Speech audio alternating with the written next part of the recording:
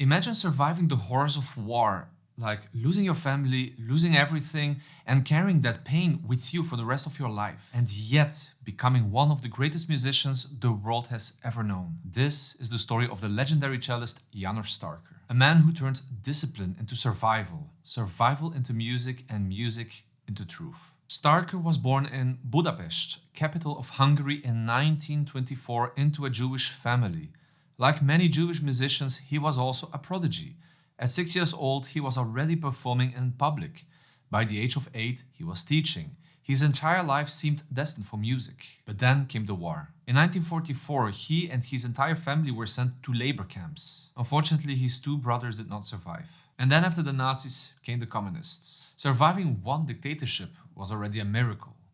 But surviving two, that's impossible. But Starker did. Starker later said, "Discipline was not just part of my music, it was the reason that I survived." After the war, Starker rebuilt his life through music. Starker left Europe and went to the United States, where he became principal cellist of the Dallas Symphony Orchestra, the Metropolitan Opera Orchestra in New York, and the Chicago Symphony Orchestra. The conductor of the Chicago Symphony Orchestra, the legendary Fritz Reiner, told to Starker, "You're too good to be in an orchestra." And he was right.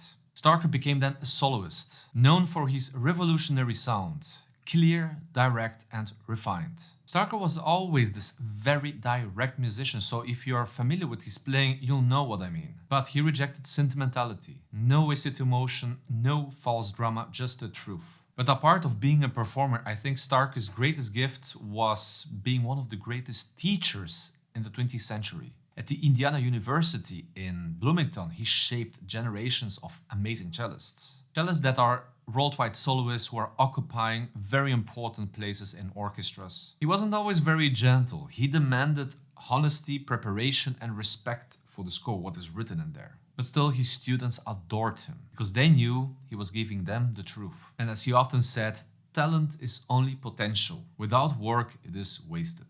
For Starker, music was discipline, and discipline is freedom. Anyways, for Starker, music was never about ego. It was about clarity, about truth. And as he once said, in music, just like in life, truth is simple. The rest is just noise. So János Starker's life reminds us that music is not just expression. It is survival, it's truth, it's legacy. Now that we have explored why Starker is a legend, let's listen to him together. And his story is only one of many. If this story moved you, please subscribe to the channel, because this is just the beginning of a series that I'm making about legendary musicians. Thank you so much for watching, hope you'll enjoy the performance, and I'll see you in the next video.